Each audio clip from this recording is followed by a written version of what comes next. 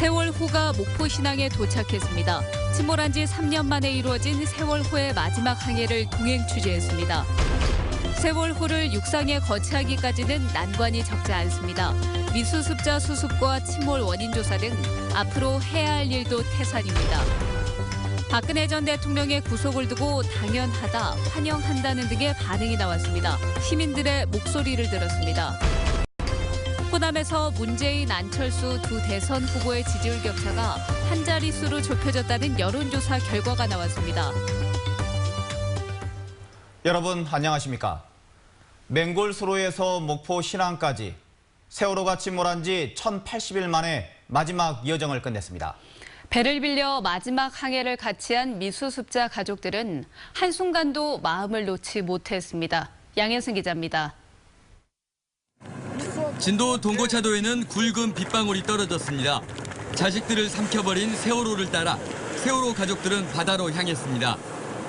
세월호 참사가 발생한 지 1080일 만에 마침내 세월호가 항해를 시작했습니다. 제가 지금 타고 있는 배는 세월호 가족협의회에서 마련한 10톤급 선박인데요.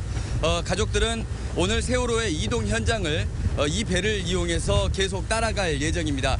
저쪽에서 피정들 달리는 거 보니까 상당히 빠른 것 같아요.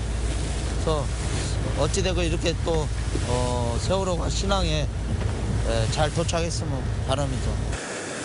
세월호 주변에서는 해경 경비 함정들이 거리를 유지하며 호위했습니다. 7시쯤에 출발한 세월호 가족들의 선박은 30여 분 만에 세월호 옆으로 항해를 하고 있습니다. 세월호와의 간격은 1km 정도 떨어져 있고 10노트의 속도로, 그러니까 시속 18km의 속도로 항해를 하고 있습니다. 날씨가 아주 좋은 편이에요. 파도 높이는 0.5m. 오전 9시 25분, 진도 가사도 인근 해역에서 안전 항해를 돕기 위해 도선사 2명이 반잠수식 선박에 탔습니다. 세월호는 일부 해역에서 13노트, 그러니까 시속 25km가 조금 안 되는 속력을 내며 항해했습니다. 정오 무렵 반잠수식 선박은 잠시 속도를 늦추고 예선과 만난 뒤 함께 목포 앞바다로 진입했습니다. 1시간이라도 더 빨리, 1초라도 더 가족들을 만나서 다시 제자리에 돌려놓고 하나하나씩의 진상규명을 풀어나가야 되지 않을까. 정밀한 접안 작업을 거쳐 노란 옷을 입은 가족들이 기다리는 목포 신항 부둣가에 멈춰선 건 오후 1시 30분. 그렇게 3년을 기다려온 순간은 다른 배에 실려 6시간 30분 만에 마무리됐습니다. MBC 뉴스 양혜승입니다. 목포 신항에서 세월호를 맞이한 희생자 가족들은 또 한 번 오열했습니다. 상처투성이인 세월호를 바라보며 실신하기도 했습니다. 김진성 기자입니다. 세월호를 실은 반잠수식 선박이 목포 신항에 가까워진 순간 세월호에서 딸을 아직 찾지 못한 어머니들은 서로를 끌어안았습니다. 고맙다, 언니. 고생했어, 언니. 언니 고생했어. 다 왔다. 감사합니다. 같은 시간 부두에서 세월호를 맞이한 유가족들도 억장이 무너집니다. 탈출하기 위해 발버둥친 흔적이 역력했던 자식 생각에 엄마들은 오열했고 일부 실신해 병원으로 옮겨지기도 했습니다. 지난해 6월 처음으로 선수를 들던 당시 와이어가 선체를 파고들면서 6-7m 넘게 찢겨나간 흔적. 인양 과정에서 뚫은 크고 작은 구멍들을 가까이 보게 된 유가족들은 미수습자 9명의 수습은 물론 진상규명도 이제 시작이라고 목소리를 높였습니다. 신항으로 이제 나왔잖아요. 그래서 반드시 가족들과 함께 진상규명 해가는 게 정말 우선이라고 보고, 그리고 제일 우선인 게 우리는 미수습자 가족이 하루빨리 가족들 품으로 돌아오는 거. 미수습자 가족과 달리 신항 내에서 상주할 수 없게 된 유가족들은 당분간 목포 신항 앞 도로에서 노숙하며 후속 작업을 지켜보기로 했습니다. MBC 뉴스 김진선입니다. 세월호는 도착했지만 아직도 해야 할 일이 많습니다.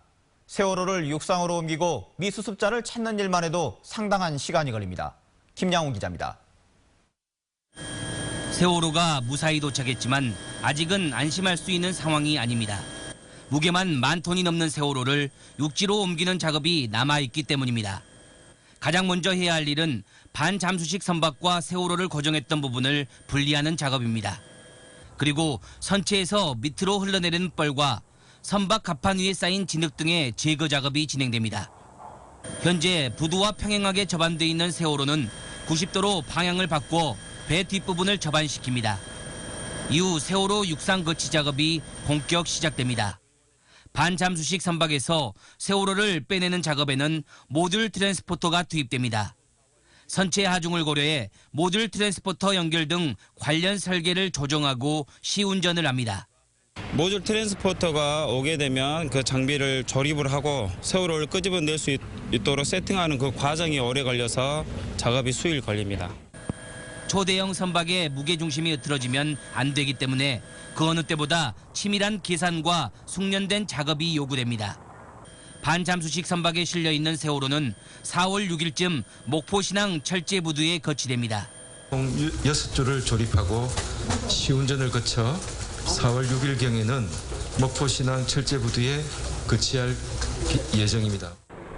세월호 육상 거치가 끝난 뒤에도 선체 방역과 세척, 진입로 확보가 필요합니다. 해양수산부는 4월 10일쯤 미수습자 수색에 들어갈 것으로 예상하고 있습니다. MBC 뉴스 김야온입니다. 박근혜 전 대통령의 구속, 오늘 어떻게 보셨습니까? 시민들은 법원의 판단을 존중한다면서 오늘 구속을 계기로 적폐청산과 진실규명에 하루빨리 이루어지기를 기원했습니다. 송정근 기자입니다. 법원이 역대 최장 시간의 실질 심사를 거친 뒤 박근혜 전 대통령에 대해 구속영장을 발부한 오늘, 지역민들은 보편적이고 상식적인 결정이라며 법원의 판단을 환영했습니다. 법 앞에 모든 국민 평등하잖아요. 그래서 박근혜 전 대통령도 예외는 없다고 생각합니다. 그나마 이제 이렇게 벌을 받으니까 마음이 후련하고 그래 국민들이 위로가 된 것 같습니다. 시민들은 박 전 대통령의 구속을 계기로 세월호 7시간 등 그동안 밝혀지지 않았던 의혹들에 대해서도 검찰 수사를 통해 진실을 규명해야 한다고 말합니다. 저는 유가족들을 위해서라도 더 파헤쳐서 더 사실을 알려주는 게 옳다고. 지난 겨울 촛불 집회에서 박 전 대통령을 구속 수사해야 한다고 목소리를 높였던 시민사회단체들은 이제 국정농단의 공범들도 처벌해 정의를 바로 세워야 한다고 밝혔습니다. 우병우, 황교안과 같은 공범이자 부역자들에 대한 처벌, 그리고 그들이 쌓아놓은 악행이라고 할 수 있는 적폐청산도 속도를 내는 계기가 될 것이다, 이렇게 예상을 합니다. 광주시의회 등 지역 정치권도 성명을 내고 보편적 상식을 실현한 준엄한 판단이라며 대한민국의 민주주의가 더 커졌다고 평가했습니다. MBC 뉴스 송정근입니다. 문재인 안철수 두 후보의 호남 지지율 격차가 한 자릿수로 좁혀졌다는 여론조사 결과가 나왔습니다. 본선 때까지 선택지를 늘려놓겠다는 호남의 민심이 반영된 것으로 보입니다. 윤고수 기자입니다. 한국갤럽의 정기 여론조사 결과 이번 주 호남 지역의 대선 후보 지지율이 문재인 후보 38%, 안철수 후보는 30%로 나왔습니다. 일주일 전과 비교해보면 문 후보가 5%포인트 상승, 안 후보는 13%포인트가 급등했고 이재명, 안희정 후보는 지지율이 빠졌습니다. 호남 경선부터 판세가 한쪽으로 기울자 유력한 주자들에게 지지가 옮겨가면서 쏠림 현상이 나타난 것으로 보입니다. 호남 유권자들 사이에서는 문재인, 안철수 두 개의 카드를 다 살려놓고 좀 더 지켜보자는 심리도 작용하고 있는 것으로 보입니다. 지지율 격차가 좁아질수록 양 당의 공방은 거칠어지고 있습니다. 일부 언론을 중심으로 의도적으로 국민의당 띄우기가 사실과 좀 지나치다라고 생각이 됩니다. 언론이 띄우는 게 아니라 민심이 띄우기를 하니까 잘못 착각하는 것 같습니다. 두 후보 측의 설전도 격해지고 있습니다. 서로 상대 후보를 보조 타이어다, 폐 타이어다 하며 논쟁을 벌이더니 이번엔 문재인이 국가대표라면 안철수는 유소년 축구라는 정청래 전 의원의 발언에 대해서 안 후보 측이 오만하고 무례하다고 맞받았습니다. 양측의 대결이 뜨거워지는 가운데 본선 대진표에 따라서 호남 민심이 어떻게 움직일지 다시 한번 이목이 쏠리게 됐습니다. MBC 뉴스 윤문수입니다. 봄의 불청객, 바로 꽃가루와 미세먼지입니다. 눈이나 피부에 직접 닿으면 이상이 생기기 쉽죠. 특히 미세먼지로 인해 알레르기성 질환이 만성화되고 있습니다. 이미지 뉴스 리포터입니다. 광주의 한 피부과 의원. 아침 이른 시간인데도 병원은 환자들로 북적입니다. 대부분 피부에 간지러움을 호소하는 알레르기성 질환자들입니다. 미세먼지와 황사, 건조한 날씨 때문에 대기 환경이 나빠지면서 오염물질과 직접적으로 닿는 피부에 이상이 생긴 겁니다. 알러지 발전은 기본적으로 가려워집니다. 가려움이 그냥 나타난 게 아니라 피부 발적이 일어나는데 약간 붉은색으로 발적이 일어나고 심할 때는 오돌토돌 일어나고요. 평소 전체 환자의 10% 정도만이 결막염 환자였다는 이 안과에도 최근 알레르기성 결막염 환자들의 발걸음이 늘었습니다. 보통 꽃이 만개하는 3, 4월에 알레르기성 질환자들이 늘어나는데요. 요즘엔 미세먼지의 영향으로 알레르기 질환이 만성화되는 경향도 보이고 있습니다. 여러 가지 미세 물질이 감염 반응을 일으키기 때문에 그로 인해서 알레르기 증상이 증가하고 있다, 이렇게 생각하시면 될 것 같습니다. 전문의들은 날이 건조할수록 물을 많이 마시고 제철 음식을 많이 먹으면 면역력을 키우는 데 도움이 된다고 조언합니다. 외출할 때는 마스크와 안경을 착용해서 오염물질을 완전히 차단하고 외출 후에는 손과 발을 꼼꼼하게 씻는 것이 도움이 됩니다. MBC 뉴스 이미지입니다. 광주 문화재단 대표 공모에 차질이 빚어지고 있습니다. 광주시에 따르면 문화재단 대표 선임을 위해 구성한 임원 추천위원 7명 중 3명이 최근 사퇴 의사를 밝혔습니다. 이에 따라 추천위원을 다시 보강할 때까지 재공모 절차도 지연이 불가피하게 됐습니다. 사퇴 의사를 밝힌 추천위원들은 위원회가 추천한 후보 2명 중에 적격자가 없다는 결정이 나오자 사퇴를 결심한 것으로 전해졌습니다. 청소년 배달 노동자 5명 가운데 1명은 폭언 등을 경험한 적이 있는 것으로 드러났습니다. 광주 청년유니온이 광주 지역 배달 아르바이트 청년 210명을 조사한 결과 폭언, 폭행, 성희롱 경험자가 22%에 달했습니다.